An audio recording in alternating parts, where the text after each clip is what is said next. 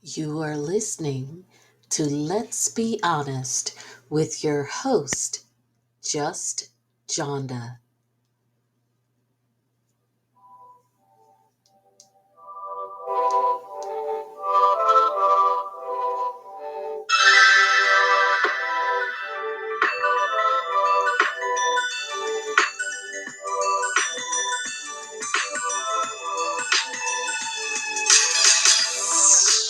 Hello and welcome back to Let's Be Honest with your host, Just Johnda.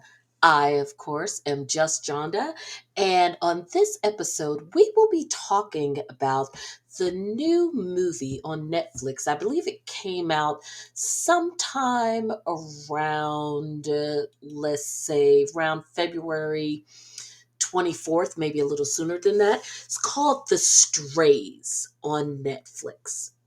Now, just a quick synopsis about this movie. And by the way, quick note, spoiler alert, because I'm going to be speaking very frankly about the movie. And in order to do that, there's going to be some giveaways. So if you haven't seen it and you don't care about spoilers, great. But if you want to see it and I don't know, want to act surprised, then pause the episode, go watch and come back. But definitely come back. At any rate, I'm going to give you a quick synopsis before we get into it. So basically, this movie is about a woman. She's a black woman. They don't say whether or not she is a black woman of mixed race or anything, but she's a very light skinned black woman, or very fair for those who want to be more politically correct, who at the beginning of the movie seems to be overwrought. They don't make clear, so for all we know, later on she could be lying, and I'll get to what she could be lying about. They don't make clear whether or not her home life was truly um disturbing, or that she was being abused or anything like that, but she's definitely overwrought. The movie begins with her talking to someone who is probably her mother over the phone, and she's complaining about money and being stressed and all the things that many of us complain about every day. I mean, when she was talking, I could totally identify with the things that she was saying. And quite frankly, I could even identify with the action that she took. But just because you identify with it doesn't mean you'd actually do it.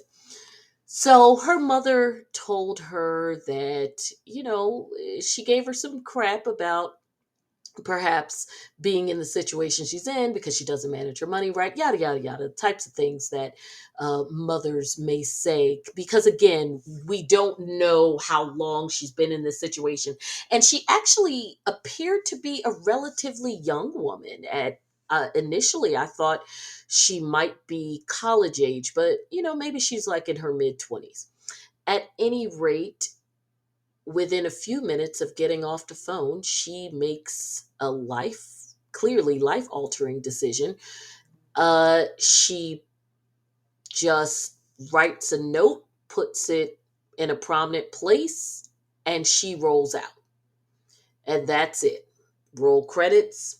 The next thing we know, it's clearly umpteen years later, and from what we could deduce by the age of the children that we are introduced to, it's probably about a good 16, 17 years later, because she's got upper high school age children. She is living in the suburbs. She is married to a white man. Her children are very light, but obviously of biracial descent. The boy's hair, of course, is very curly and somewhat coarse. The girl, it's very obvious that the mother doesn't care for the fact that the daughter's hair is showing a little of her ethnicity. And the daughter, in fact, like many of the Instagram generation, wants the whole like Megan the Stallion swoop hairdos and the aggressive baby hair and the whole thing. And yes, I call it aggressive baby hair. I wish the trend would go away. At any rate, so she has these kids. She has this husband who is fine with the fact that he has a black wife is his black wife that's not fine with being black. And there's a whole thing with her and her wigs, which obviously itch a lot. I was wondering if maybe the husband was putting something in them because he actually preferred her natural hair, which we find out he told her.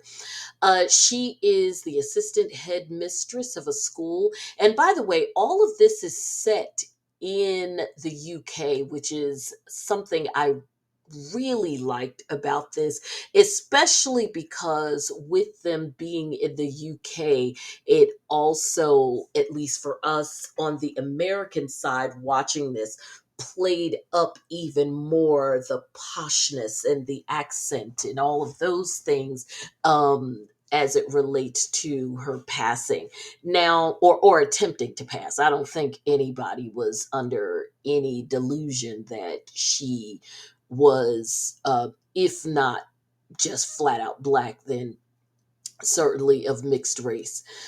Um, so as the just within the first 20 minutes, it is very clear that this woman avoids any and all things that show any amount of ethnicity or color or blackness. In fact, her son even says that she tries to be white. And I think her daughter refers to that as well. I mean, if she even sees them talking to someone who appears to be black, or she noticed her daughter's roots, or the way her daughter was again wearing that sort of swoop smash down on your forehead bang with the baby hairs and whatever, so it just drove her crazy. So it's very clear what is being conveyed about this woman whose real name is Cheryl. I can't even remember what her name is supposed to be in the movie, but we know her real name is Cheryl. Mama name is Cheryl. I'm gonna call her Cheryl. So as the movie goes on, there is um these this black young man and young lady who keep popping up in various places. She kind of sees them, and it becomes clear that she's not just having she's not just laboring under the fact that she is losing her mind. She is really seeing them, and they're doing it on purpose, and ultimately they confront her, and we don't need to go through all the scenarios. The bottom line is this situation blows up in her face, and she is confronted by the fact that these two, the strays, are her children. So, what wasn't made clear to us in the very beginning is that she not only left this life that she was living with her partner, because when she was talking to her mother in the beginning, it was clear that there was a partner involved. She had children, two of them, in fact. And it's funny because she talks about the fact that, or alleges that the reason she left was because the man was abusive and he was this and that, which didn't seem to be what she was saying to her mother, but in the beginning, but she says that that was why she left. But then you leave your kids. Although she says that she left them with an aunt, we find out from the kids the aunt didn't want no parts of that. And the kids were just tossed to the wind. And so when they show up, they are clearly not wrapped too tight, hell bent on revenge, and they are about 17 and 18. Because they're not too much older than the kids that she had with her husband, Ian, her white husband, who she's living in the suburbs with. So I want to touch on a couple of things before we get to why I thought the ending, which is apparently seems to be the source of a lot of controversy on social media, why I thought it was perfect despite so many people I know thinking that it was awful. So, racial politics. We get into some of that because they touched on the friends she's with, right? The so called allies who always manage to say things that are inappropriate, despite the fact that We're not racist. I think one of the more interesting conversations were when they were talking about white flight, and the friend goes, "Well, what is white flight?" And her husband says, "Well, white flight." Well, one of the husband says the white flight is when people move out of urban areas, or that people move because more people are moving in, and ultimately her husband, who again considers them to have a black family, even though the wife does not, the husband says, well, let's just be frank about it. It's people moving out of areas when when people of color are moving in. She was made very uncomfortable by that. And what was really funny is that throughout the movie, when she would have these outbursts, when she would see this young black man or young black woman, what was really interesting is that we would see how her reaction through the gaze of the white people around her, because you have these white people who obviously very deliberately live in this area where they of course can be cloaked in their whiteness and in their in their uniformity of sameness, and not having to deal with any issues outside of that other than acceptable black people like Cheryl, who again acts as if she is not black despite having children who are struggling with their identity and who very clearly want to explore that part of their identity. But you have these people who ultimately, because of Cheryl's behavior, end up looking at this black person who they know is black, even if she is trying to pretend that she is doing some sort of passing with them. They are looking at her like she is the one who is the racist, which is really interesting because where they live, in the school that they go to, in the situations that they put themselves in, very obviously are situations where they remove themselves from color, yet feel that, well, we have our black friend who is not really black, but she is the one who is projecting the ire of you can't be here, polluting our neighborhood. And at one point, she even says, you are bringing things and polluting and trying to infect us.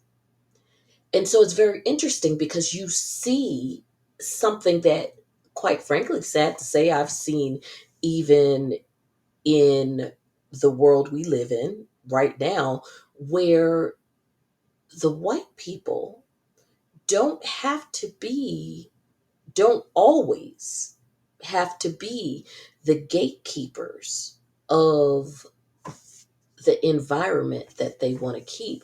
There are people of color, whether they are black, whether they are of Latin or Spanish descent, whether they are of Asian descent, Indian descent, who will be the gatekeepers for them because of the privilege that comes along with the proximity to whiteness, and to have others around who are obviously black, not trying to bask in that proximity to whiteness, not trying to literally blend into that. Those individuals, the ones who are the gatekeepers, even against those of their own race, they see that as a threat. It is a reminder to those that they want to be in proximity with and whose privilege they want to absorb. It is a reminder to them that, hey, I'm different.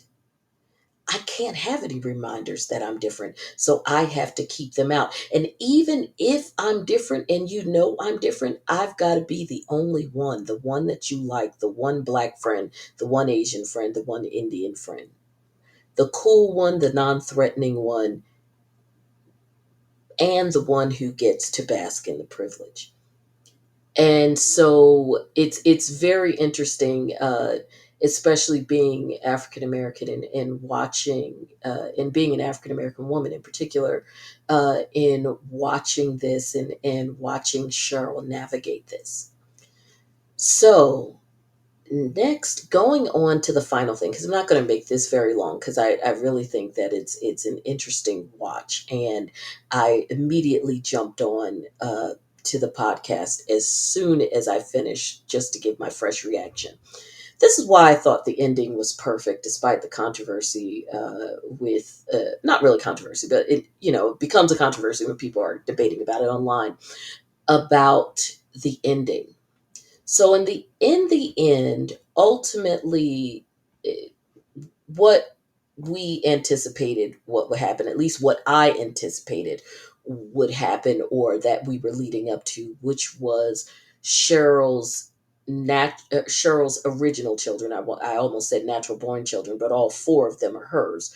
Cheryl's strays, because they are the strays, the forgotten ones, or as the young man pointed out, the ones that she tried to erase, that the situation turned violent, and they basically held the family captive, and it was just going downhill. It was either we were going to have to watch them systematically kill them all, or assume that that was the direction that it was going to go. But the bottom line is, it was bad. They broke into the house and was kind of keeping them captive, etc.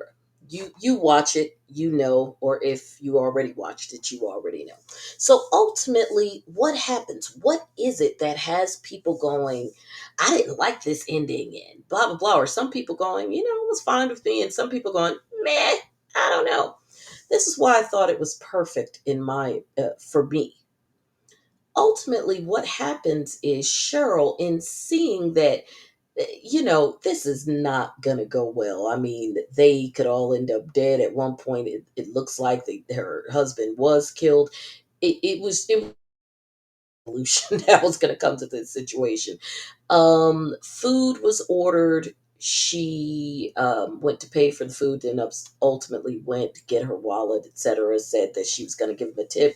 The next thing you know, Cheryl comes downstairs. They think she's paying the man. She goes out the door, and we hear her riding away. And the movie ends essentially with what we can assume is a dead husband in the gym, and four kids, the two new ones, and the strays, for want of a better way of putting them. So her original set of children and the ones that she had a couple of years later, all standing, staring at the door and essentially looking at the audience, because at that point, and I feel like it was almost like breaking the fourth wall, because they're staring at us as we stare at the screen. And of course, it was looking like they were staring at the door, like, what the entire hell? It looks like she left. I thought it was perfect. In fact, I think if it had ended any other way, I mean, obviously, it's very fictional. If it had ended any other way, it would have been inauthentic to what it, where we began. Cheryl leaves. When Cheryl gets stressed and life gets hard and what have you, that is how this began. She left. She expressed her displeasure. She wanted help, and there was going to be no help with this situation, but at least in the beginning, when she was talking to who we assume is her mother. And then ultimately, she was like, F it, and left. And we can assume that, based on the fact that the original set of kids are only about 2 or 3 years older Then the set we meet in the movie, um, they were young. They were babies. I mean, the son pretty much said he never knew his mother, or rather, he never knew his parents, and that would be true because, from the standpoint of the age of memory, both parents were already gone. Well, we don't know about the father, but apparently she gave them to an aunt, so that would remove the father from the situation, and she left. So the fact that they were minors or anything like that doesn't matter because she left kids who were 2 and 3. So the fact that they may have been 15, 16, I don't know, 17 and 19, who gives a damn about that? But the bottom line is Cheryl leaves. That's what she does. What is it that you wanted her to do? All of a sudden become a hero and grab the machete from the sun and start swinging it? Or of a kind of, in my opinion, rather lazy ending. Well, two possible lazy endings.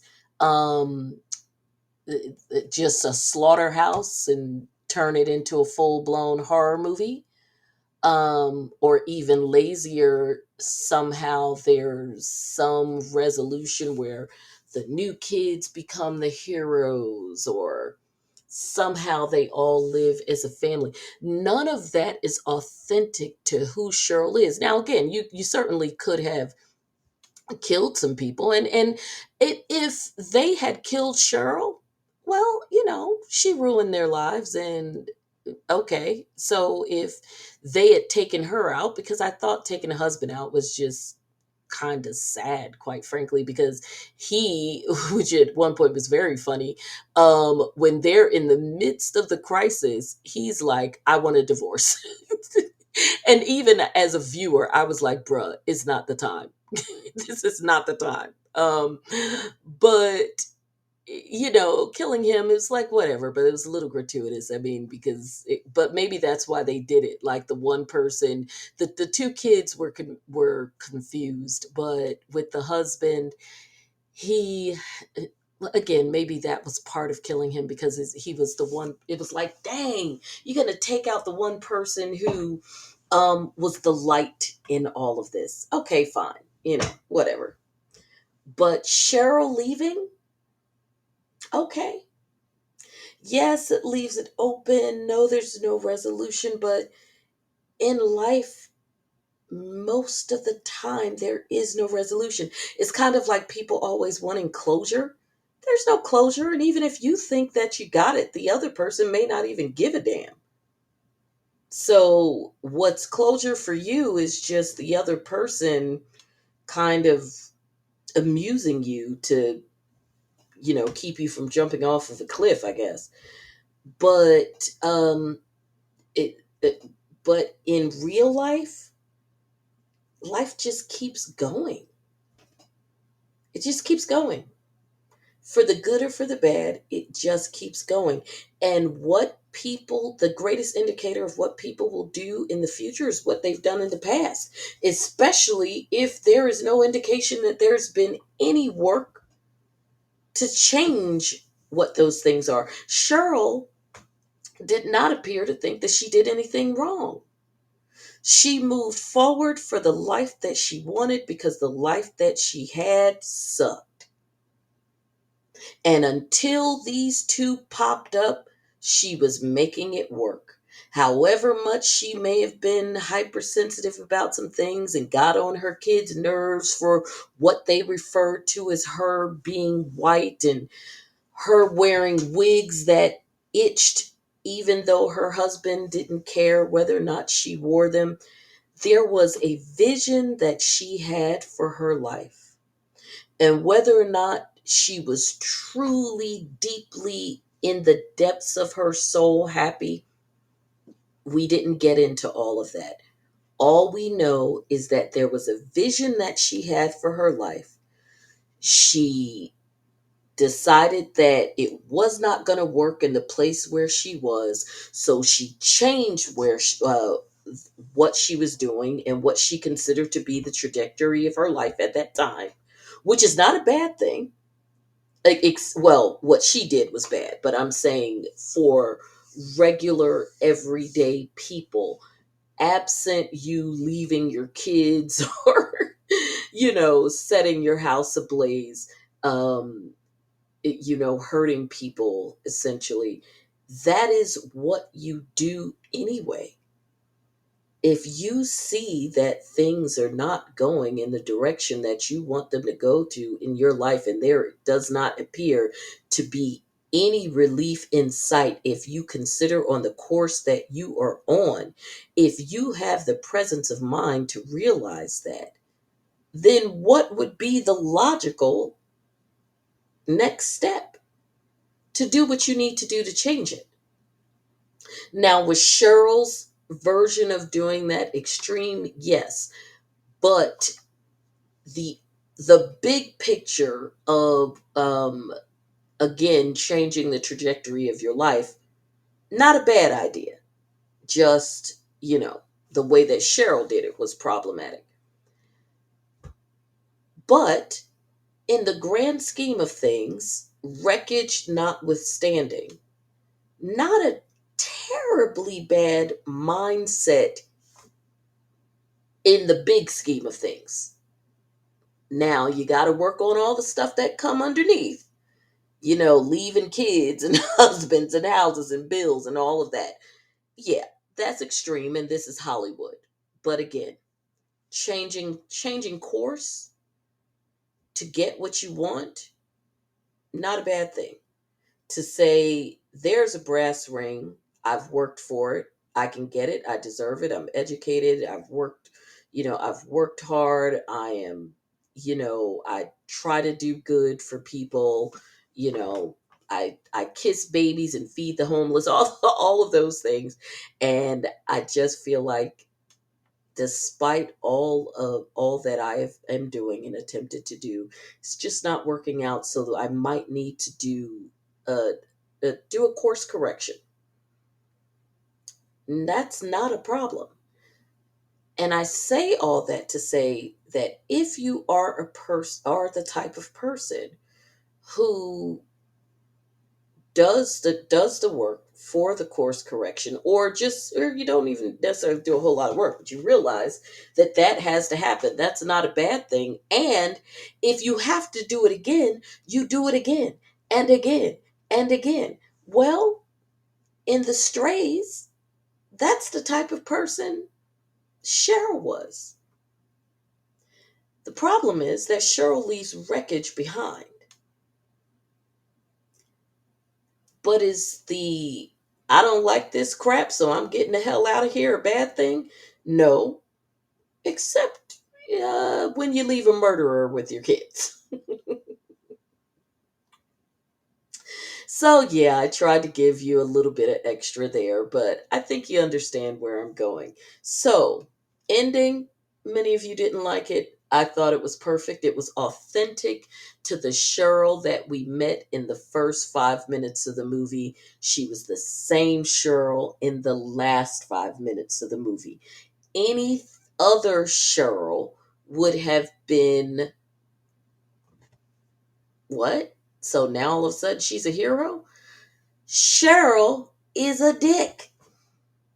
Cheryl abandons kids. Cheryl abandons lives. Cheryl abandons bills. So she did it again.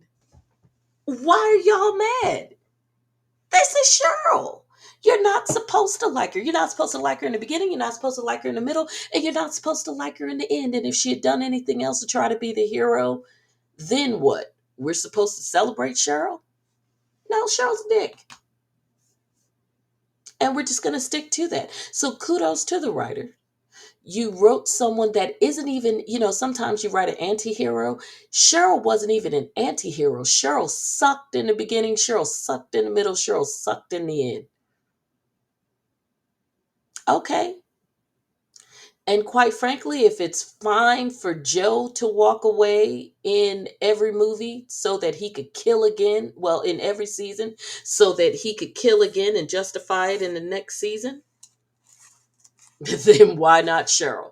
Now, we don't need a part two of this, but I'm just saying, let Cheryl go do what she's do. What she did. Let Cheryl go do what she does.